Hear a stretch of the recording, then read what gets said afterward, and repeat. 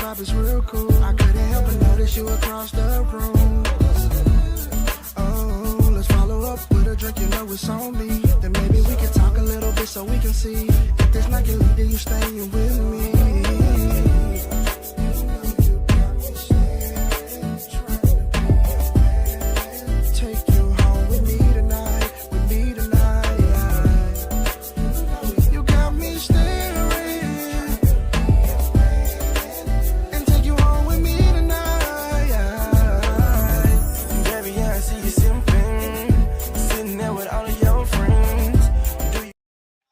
What's going on? What's going on? It's your boy, IKone.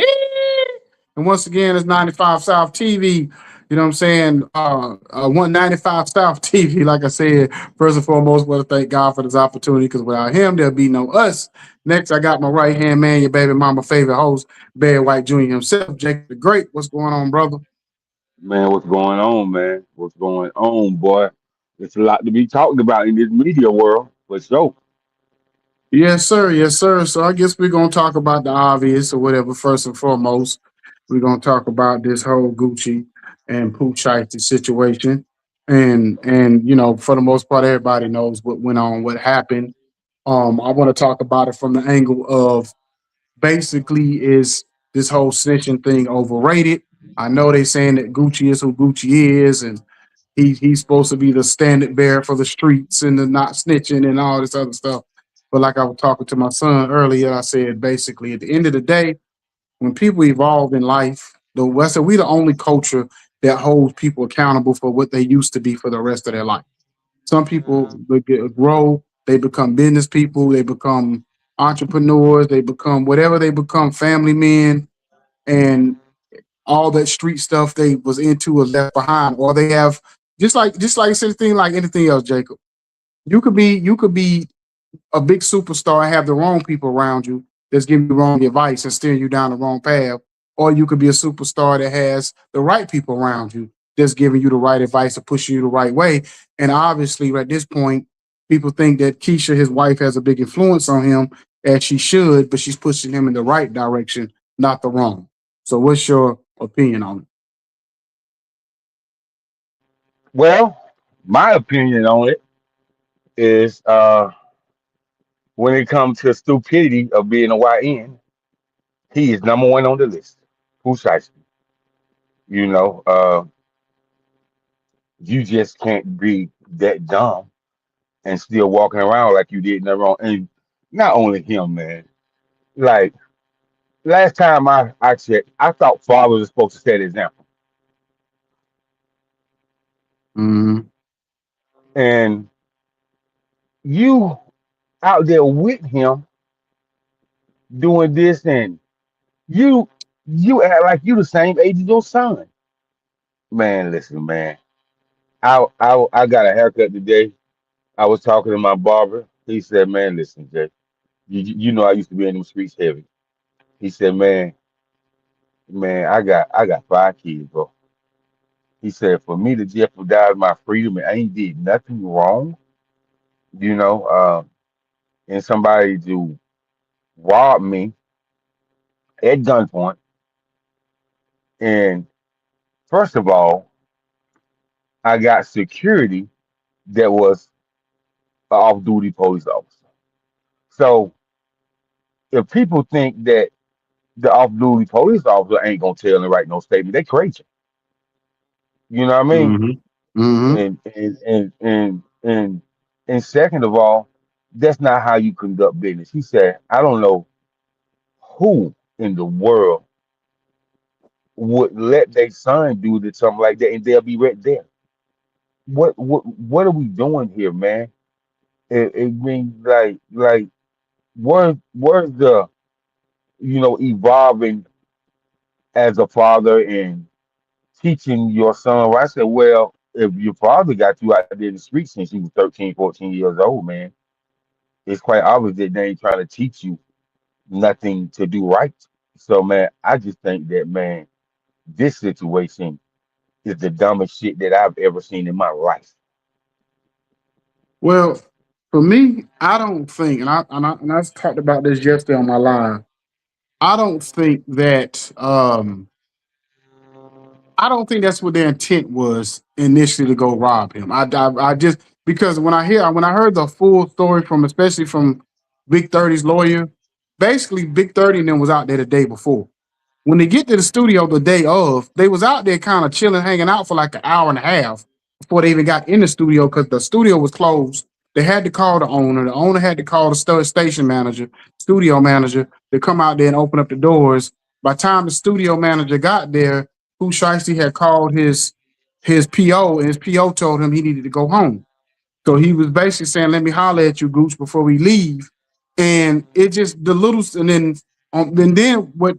Okay, this is the thing. Like I was saying, was this part? This part that threw me off. They were saying that they was in one room, Gucci Man, Pooh Shiesty, Big 30, one of Gucci people.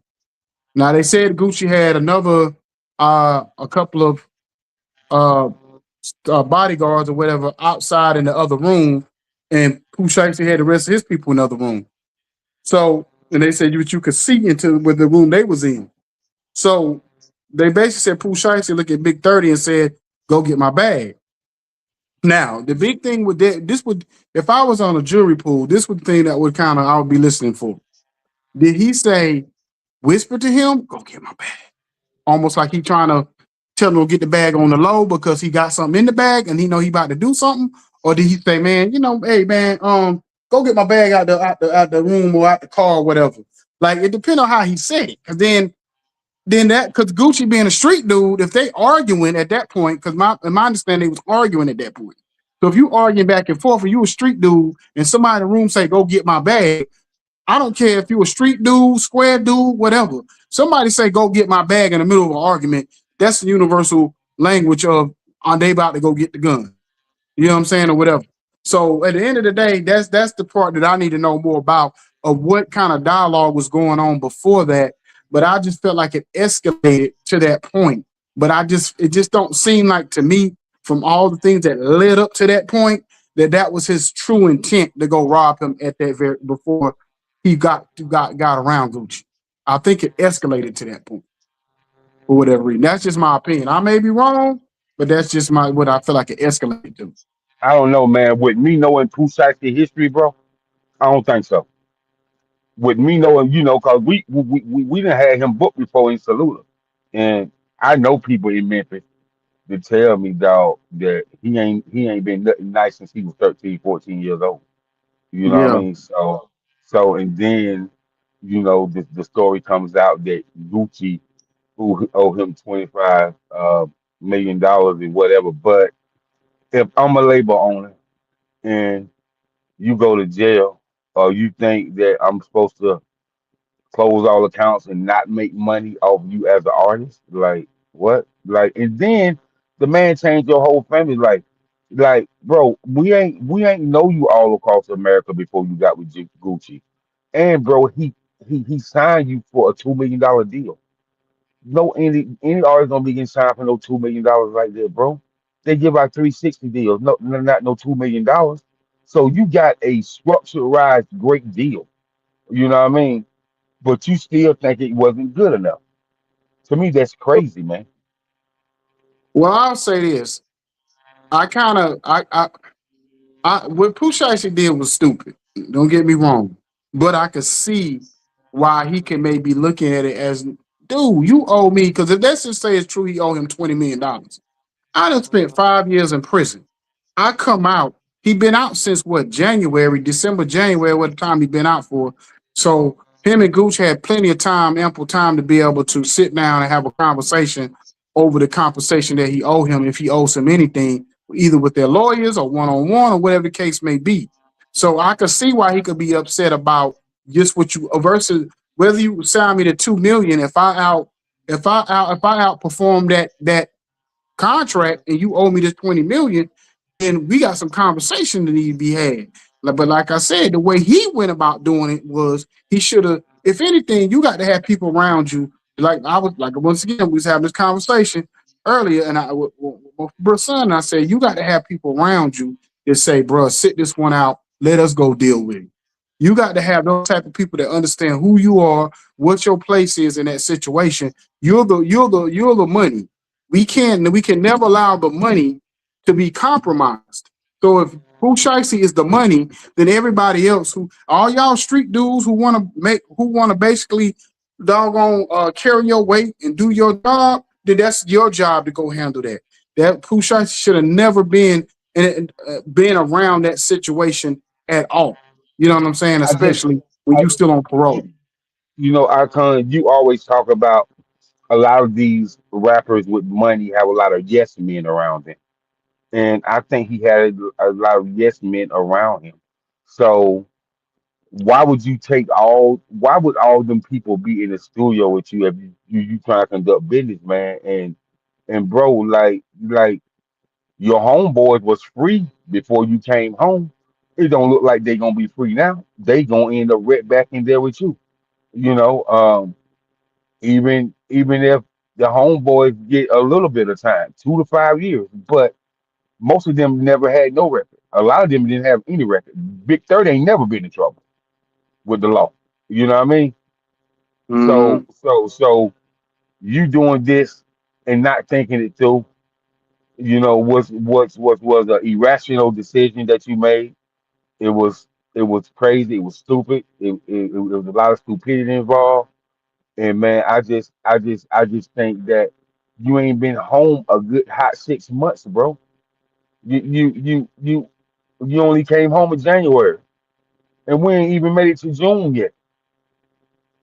Yeah, yeah. Like I said, man, I'm to me, I just feel like to me when everything comes out all the way, I just don't think the intent was to go rob him. I just think it escalated. Cause like you said, Big 30 don't have a record.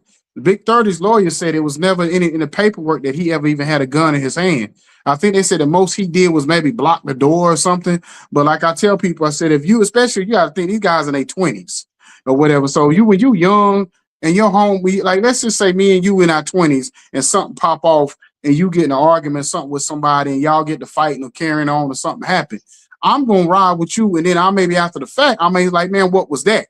But at the moment that we in that situation, I'm riding with you. You know what I'm saying? In that situation. Now, when you get in your 30s and 40s and 50s, you think things through a little bit better. That like I think about it. Gucci kind of basically had the calmer head.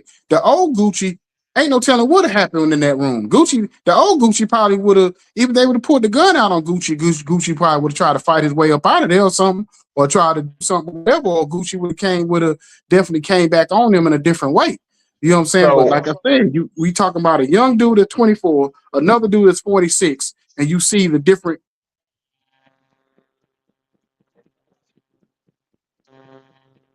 ways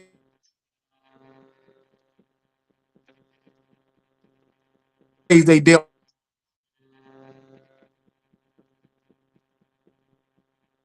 with the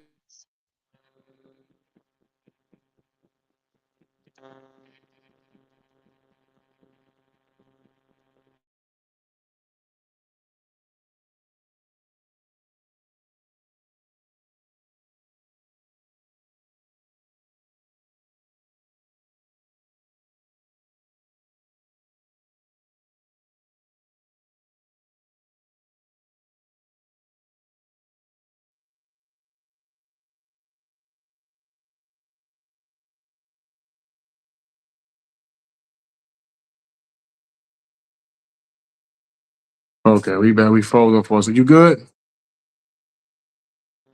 oh yeah, brother, I'm good. I'm good. So Okay, okay. I'm Yeah, so I'm we're I'm gonna I'm, jump. I'm, I'm gonna say this, IKone, before we move on. I'm gonna say that if anybody know anything about Gucci, and you live in Atlanta, people ain't gonna step to Gucci not realizing that Gucci is a shooter. He might have calmed down since he got a wife and kids, but he's known to be a shooter. And so, with that being said, I know in the back of their mind they be like, man, we can't go in there with that riff rapper when you got nothing that we holding. You know what I'm saying? So I Mm-hmm. I, I I I feel like they was holding. You know what I mean? Yeah, yeah, yeah. Well, like I said, man, we'll see how it all come out in the end. But we're gonna move on, man. We're gonna move on to a very topic that may be kind of sensitive to people, but it may not be. But we're gonna talk about what's wrong with the church. So the reason why I bring this topic up because I was watching something on Instagram the other day, and it was basically uh this. I'm watching it, and it was like I thought it was a funeral. So they was in the middle of service. The people was in there, hallelujah, amen, and all that kind of stuff. The preacher, you could hear the preacher in the background talking. So I'm just like, he's going through his sermon. He's getting getting everybody in the congregation, excited about. We talk about the Lord and all this, and it's Easter Sunday, and I see him pulling down a coffin down the middle of the aisle. A coffin coming down. I'm like, what kind of funeral is this? I'm like, I ain't never seen no funeral where they bring the coffin after the family and everybody in the church. So I'm like, this is weird. So by the time they get the coffin all the way down to the middle of the church, they pop it open and the preacher is inside the coffin. So I guess his whole sermon was about Jesus being resurrected from the dead. So I'm like, oh my God, they doing too much. And I said, if you look at this situation, you look at the situation a few months ago with the pastor with the red bottom shoes and Drewski mocking him or whatever. And what I mean, because I don't think Drewski was mocking the church, he was mocking those pastors. And all these pastors coming in trying to come at Drewski or whatever, saying that Drewski was wrong or whatever the case may be. And it made me think, is the church going too far with some of the stuff that they're doing on social media? And two, when are the people in the church going to start holding pastors and the people that have these titles accountable? You know what I'm saying? So what you think? I think what Bubba Dub say, never, never, bro. Like I kind this has been going on for a long. Now, I'm gonna say, when I grew up in the church as a youngster, man, you ain't see nothing what you see now, bro. Cause them old men, oh, bro, you ain't about to do that, bro. You ain't about to do that to a church that they grew up in, a church that their great grandfather, their grandfather helped build. You ain't about to put no blaspheming, using God's name in vain, or you ain't about to make the congregation in the church look crazy, man. Like man, these pastors now has gone, and then man, when did we start putting this type of price on the word of God, man? Mm-hmm. Now, and most of these pastors ain't full time pastors anyway. They got jobs they go to, and they got some great jobs they go to. So, Mm-hmm. man, you've been paying these pastors all this money, and you ain't no scholarship fund in the church, ain't no 501(c)(1) nonprofit in the church. Like the the church is a healing facility that's supposed to help God's people. Like you don't never hear about you hear about a few churches helping God's people, man, but not a lot, man. Like when Marvin Sapp say, "What you raising $50,000 in one congregation because you want to donate to whatever you want to donate to," that ain't the congregation problem, man. Yeah, you're right. You're right. You're right. That's crazy, man. That's real You're right. crazy, man. Like you will hold paying members accountable, you know, uh, for something that you want to do. You a world renowned gospel singer. Get that out your own account. Mm-hmm. And but Mm-hmm. back to this, Pastor man, you ain't Jesus, bro. Ain't nobody gonna resurrect you from like what? Dog, was this a whole film that you was trying to create? If it was, then you need to be calling Tyler Perry or talking to Netflix. You don't do that amongst your church congregation, bro. Like, Yeah. what is wrong with these clowns, man? Most of these preachers need to join the website. IamAclown.com. Yeah. Yeah. My biggest thing is that when it comes to it, I think because members of churches don't hold their members their pastors accountable. Me and my mom had a discussion about this last year, and I told her, I said, Mom, I said at the end of the day, if because I remember years ago I was going to this church, and I had a pastor, and then we left the church, and the deacon, the co-pastor called me, and he said, Man, you need to come back, man, or whatever we can do, we can work it out. And that and the third, he said, first of all, you're not going to church for the pastor. You're going to get the word and blah blah blah. And I told him flat out. I said, listen, man, I get what you're saying, but if I don't respect the head, how can I be a good follower if I don't respect the leader? You know what I'm saying? So at the end of the day, this is still, even though they're in here. This is the church, and they're supposed to be. The head is God at the end of the day, and then the pastor of the church is the leader of that church. But if the leader is not holding their end of the bargain, then what am I doing there? And the thing about it is, with people nowadays, they look at pastor on the same level as they look at themselves. They look at, because at the end of the day, if the pastor's out here drinking, smoking, because we got pastors out here getting stealing money from their members. We got pastors out here getting impregnating their congregation, women in their congregation. We got pastors out here, doggone, sleeping with the kids. We got pastors doing all kind of crazy stuff. Stealing money overall and doing all kind of stuff, mismanaging the money and not doing what they're supposed to do. And a lot of them still drinking and smoking and cursing and doing everything else. So my thing is, if they're doing all of that and they're living their life exactly how I'm living my life, then why would I want to follow you? You know what I'm saying? That'd be like me being homeless and you being homeless. There's two homeless people roaming around together looking for food and somewhere to sleep every night. But if I'm homeless and you got a house or you got a good job or you got a business, then I'm trying to get with you because I'm trying to come up. I'm trying to go somewhere. The thing about it is, you don't never see billionaire people hanging around with poor people. So why would a pastor want to be that act the same as his flock? If he gonna act the same as his flock, then he don't need to be a pastor.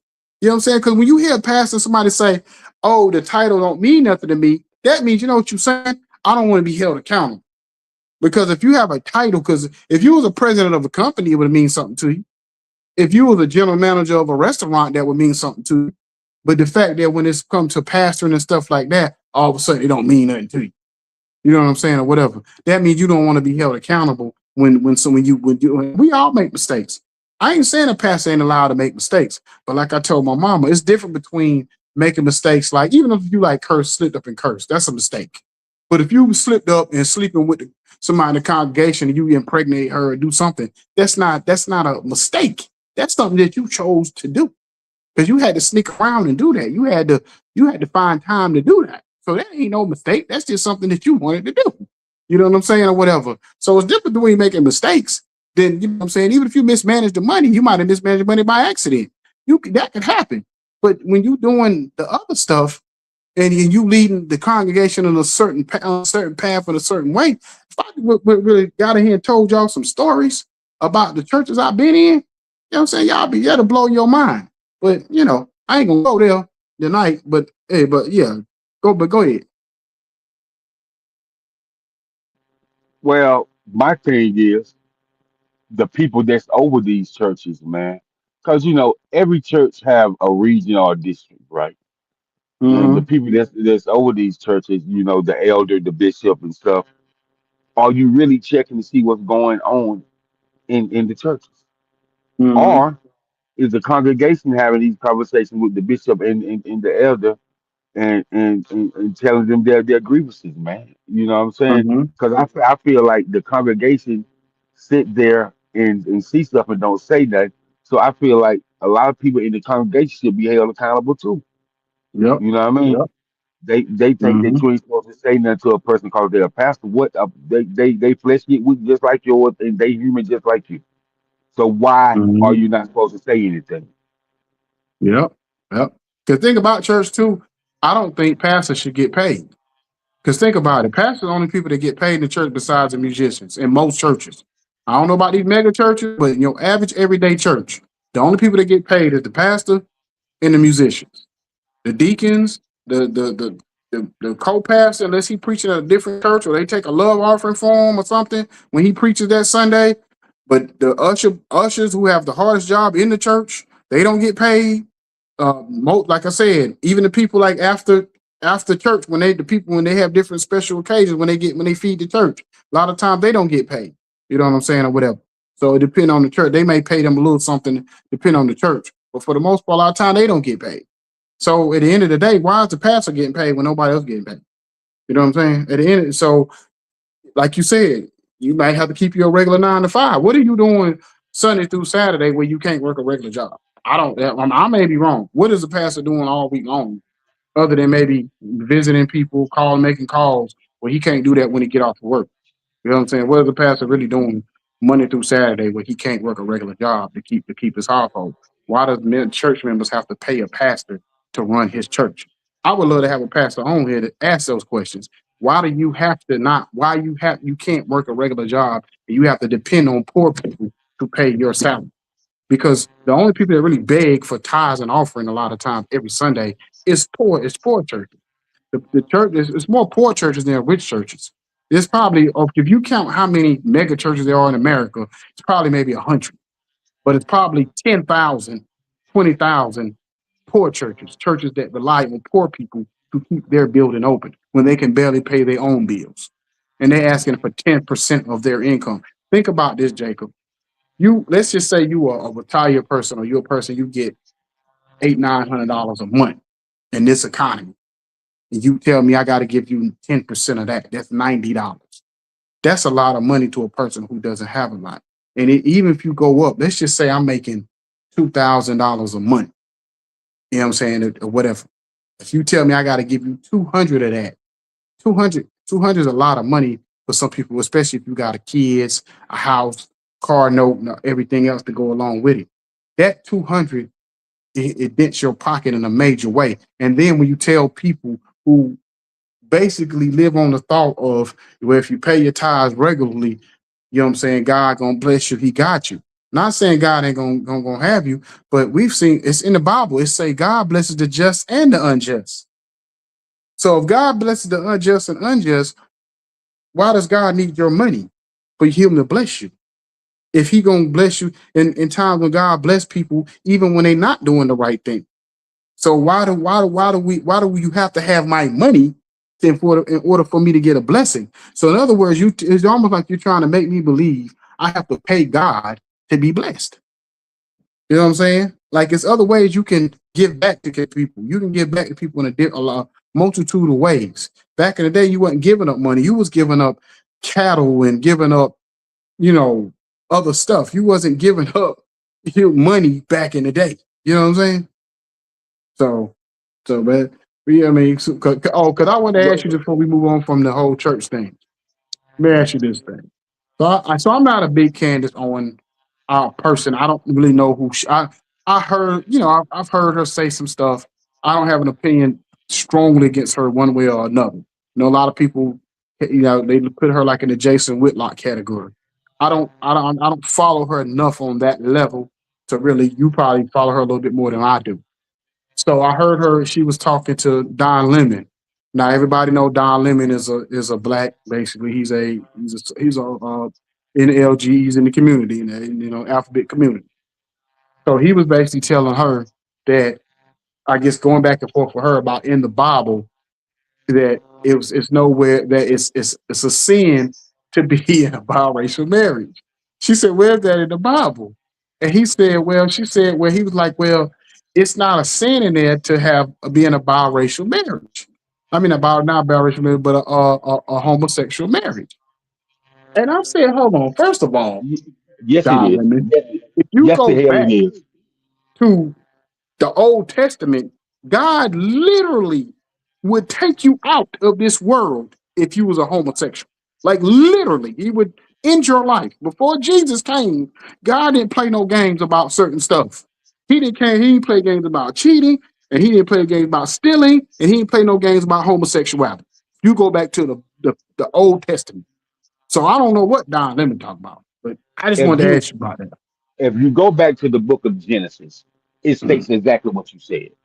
And then people don't like Candace Owens because she's raw and she tell the truth, bro. Mm-hmm. Like they may not like her. Candace Owens is a Charleston White in a nice way. Yeah. Okay. And when she said that she rocked with Charleston White, despite his delivery, he tell the truth. They really got mad at her. Mm-hmm. They really got mad when Charleston White said the gang culture ain't did nothing but destroy every black community. People was up in the uproar, Mm-hmm. mad, and she agreed with him. So, you know, when I first started listening to Candace Owens, I was like, she for clicks and likes. But when I understood who she was, and cause people went in on her because she married a white man. You know what Yeah. I mean?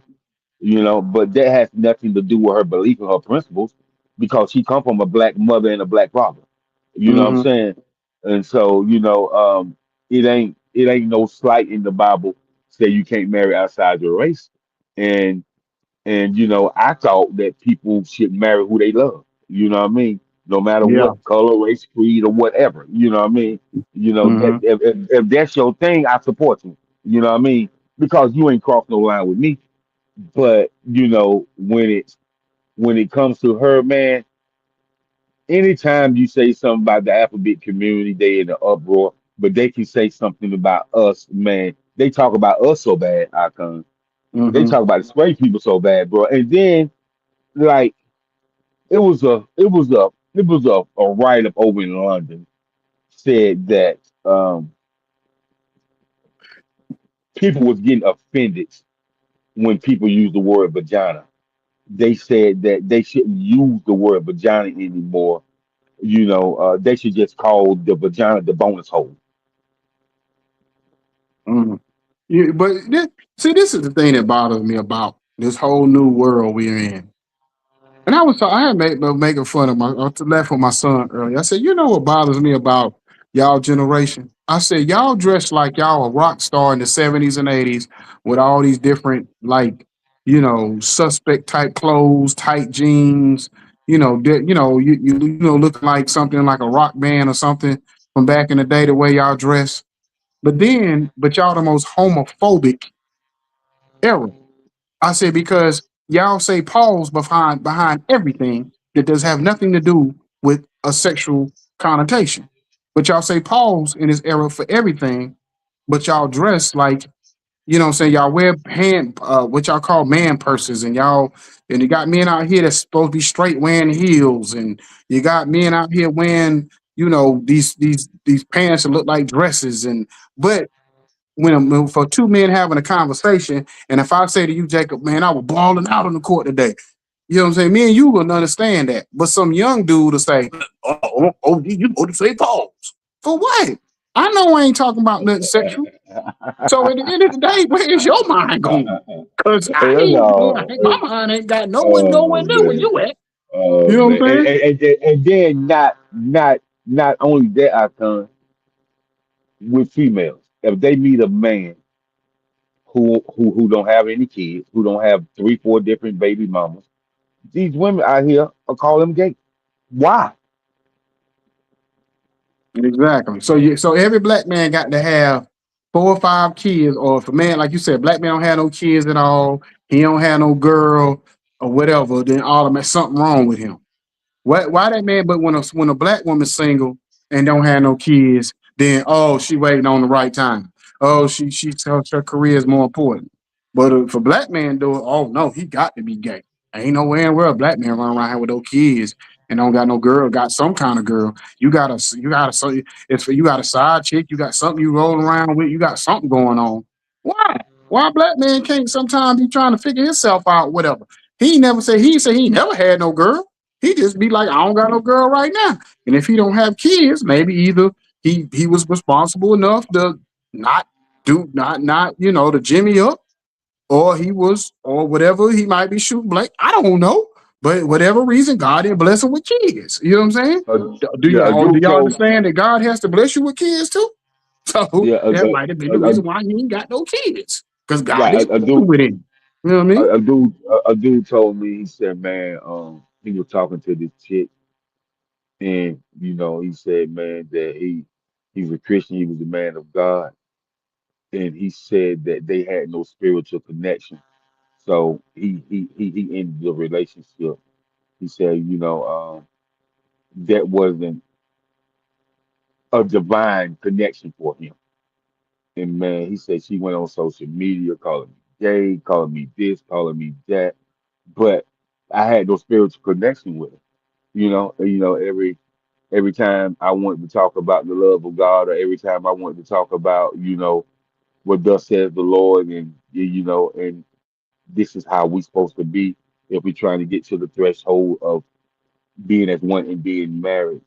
He was like, she instantly changed the subject, and he said, so changing the subject about the love of God kind of, steer him away from her, and he didn't want to even continue with it. And he's like, man, she just blasted him so bad, man. And he said he ain't really say nothing, man. He said, man, he just said that somebody need to keep her in prayer, because if a man who's walking with Christ, or has the Holy Spirit of the love of Jesus in his heart, right? And he feels like he don't have a spiritual connection with you, in his mind, what am I doing here? What am I doing? Yeah. And Yeah. so Yeah. when you say something like that, it sometimes that goes so far over people's head, man. And then they start doing this belligerent stuff and calling you out your name, not literally calling you out in cuss words, but saying something like that is calling somebody out their name, man. And so what what has become with this new world, in this digital era, you know, something is really bad wrong, man. I think there's a chemical imbalance with these young people, man. And don't get it twisted. It ain't like I don't support them, because I do. But man, you can't tell them nothing. They already experienced everything, man. And why would you say that about a man? Just say I just don't feel like there's a spiritual connection. So I don't think we need to continue this relationship any longer. He didn't call you out your name. He didn't tell you that you were nothing.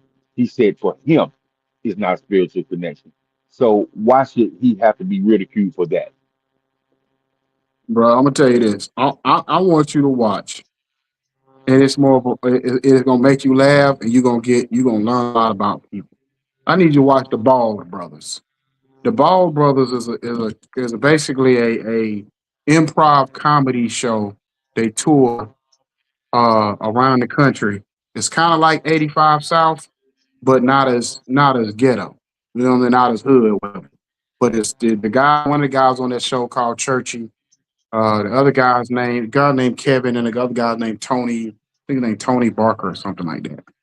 But basically, they have what they do is they have people come on the stage and they ask them questions. And it was one thing that the girl said. They would like ask this girl why she what was the pettiest reason why she broke up, the pettiest reason why she ever broke up with somebody. She said she broke up with her man because he cried too much. And I said, they was like, what? They was like, yeah, he cried too much. Like basically, like he would cry over almost any and everything. And she just got after a certain amount of time of dating him, she got tired of him just always crying over everything. So I'm just like, at the end of the day, you know what I mean? And it was other reasons. Like it was one people broke up with one dude broke up with his girl. I ain't gonna put on this on the girls. The guy broke up with his girl because she said her breath smelled like onions because she always ate some type of sandwich, and I guess it was how she always had onions on Yeah. her breath. Yeah. So I was like, okay, so I mean, it was just the pettiest reason why people was breaking up with each other. And I'm just like, that's the problem that we're at in today's society is that we don't have one, we don't communicate enough, and we don't have the patience to deal with small things. So when things get big, yes, we're gonna break up because we can't deal with the small stuff. If your girl breath smell like onions all the time, and you break up with her because of that, and then he didn't even. This was crazy though, Jacob. This the crazy part. He didn't even break up with her in person. He broke up with a text message and he was a coach of a team, like a basketball team or football team.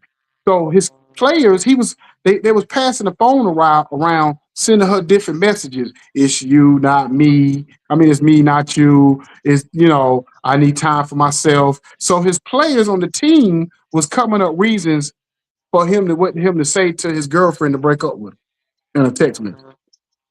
A grown man has his players doing that. He had his players doing this.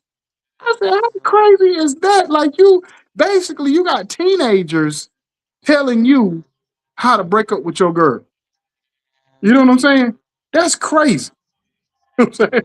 To me in that regard. You know what I mean? So I'm just like, we're in a time and an era where, when it comes to like dealing with relationships, we have no patience for it. We don't know how to. We don't know how to communicate with people. I had this one lady on there, and it's gonna blow your mind, Jacob. That's why I want you to watch this show. She said, um, they was talking about what's one of the things that our culture needs to get rid of. And she said, "Where your kids say what to you." Basically, she's saying that we shouldn't get mad with our kids if they say what. She said, because me and my husband say what to each other, but when we say what, it's not like in a mean way. It's be like, oh, when you see say something, you be like, what? And she was like, we should not, we should not or not allow, we should be to the point we allow our kids to be able to say what. And like, huh? Like, and the dude's like, hold on. First of all, it ain't no really no polite or no respectful way for a child to say to his mother what. You know what I'm saying? Because unless you like in the other room and your mama say, "Hey, Jacob," and you like, "What?" Like, but if you say, but even me saying it calmly don't sound right. You know what I'm saying? The only way of what sounds right, if me and you talking, and you be like, man, uh, such and such, Jay, man, he messed around, got shot down at the end of the block, and I be like, what?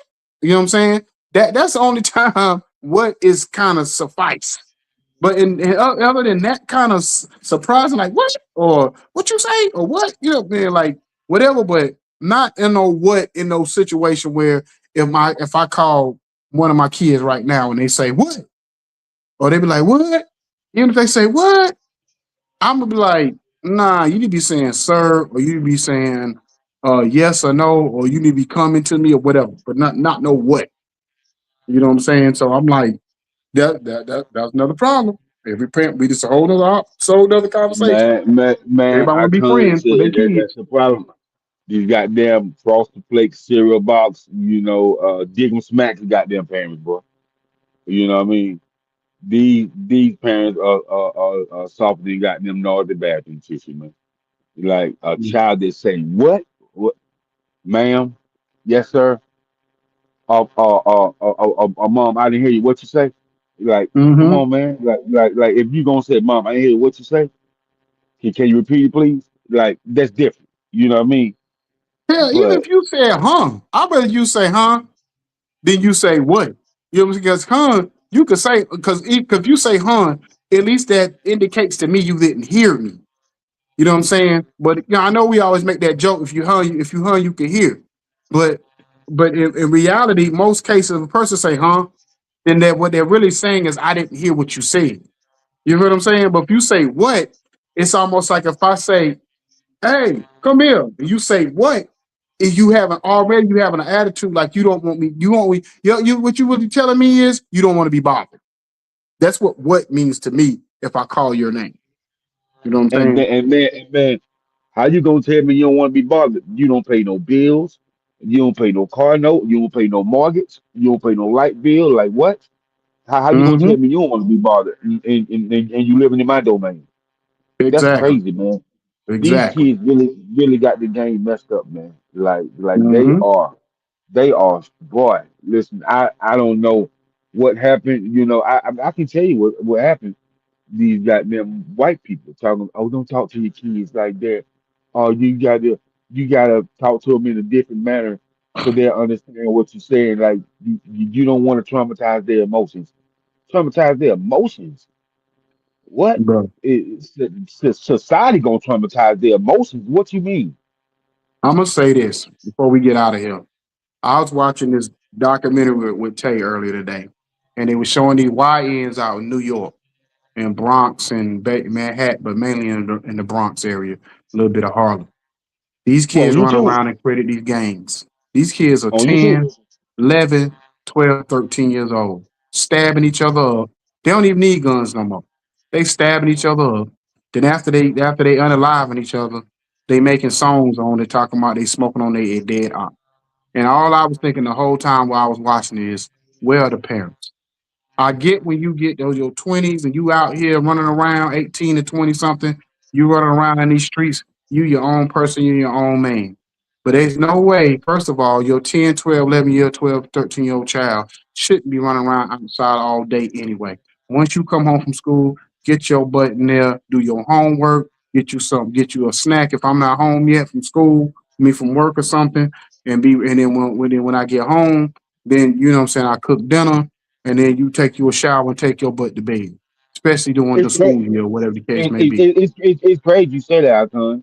Even though you had a different delivery, Charleston White talk about the same thing, the same exact thing you just said, Hmm. See, that's the and they thing. be People don't want us and to they go be on there. We start talking like that, like Charleston White. Well, yo, stupid. Just like when he said thing about the baby. And people said it was funny because, okay, so I guess he made a comment about Kobe and his daughter. But he was talking about the baby and how the baby mama basically the child, it was a child that got unalived in Dallas where somebody shot the guy outside of a apartment, I think it was, or it was might have been a yeah, gas yeah, yeah, station. And yeah. they kicked. They said they was in a rural part of Dallas, and this dude would be playing with his kids and playing and having music playing, but he out there every day with his kids. I know exactly what you're Yeah, talking about. and they shot the him and they shot the baby by the child by like the child like 5 years old, and they killed him. And the baby mama was saying how she was gonna bury her baby in Gucci and Prada and all this. And Charleston White was basically making fun of the mama, talking about you ain't talking about trying to get in the baby, trying to get a fund or something for the baby, and the money you getting to put it back towards something. You talking about spending all the money on some how what you gonna bury the baby in. And I guess you know how Charleston White is. He like F the daddy, F the baby, F the baby mama, whatever, all this. And people said he took it so far. And then at the end, it went to the Kobe thing. And the Kobe and his daughter, whatever he said about that. And I said, my thing is, this wasn't about that. It was about the Kobe thing. Because everybody like, oh, if you say anything about Kobe, there's no Kobe slander. And I'm just like, at the end of the day, we can't pick and choose who we gonna really, really stand for. If we're gonna stand for, we stand for. We're gonna stand for it all. We're gonna stand for it all. We're gonna fall for it all. We're gonna fall for it all. That's why I would always say to people when we seen certain artists, I ain't gonna name no names. When we seen certain artists doing certain crazy stuff on stages and stuff like that, and nobody said nothing. And then Boosie came out and said what he said, and people thought he was homophobic and this, that, and the third. I said at the end of the day, if we gonna allow this, then we have to allow this over here. So if we're gonna allow this, or if we're gonna allow the alphabet community to do what they're doing, then when somebody has an opinion, then we have to accept it all. We can't say they can do what they want, but then this person can't have an opinion over here. You know what I'm saying? That's not how we can't operate in that world. You know what I'm saying? Because at the end of the day, then we're gonna have to start laying the hammer down for it all. You know what I'm saying? Especially when this whole thing about kids under 18 having sex changes. That should not even be a conversation. You know what I'm saying? Oh, but anyway, that's a calm time for another day. You know what I'm saying? We back. We took a couple of weeks off, y'all, so we back on the groove of things. Hopefully we have a guest for y'all to be. I know y'all love when we interview people, so we try to have these insightful conversations every now and then. So we all real people, but every now, but we try to keep y'all informed with the guests too. But anyway, y'all, another great show, another great weekend. Y'all have a blessed one. See y'all on the next go.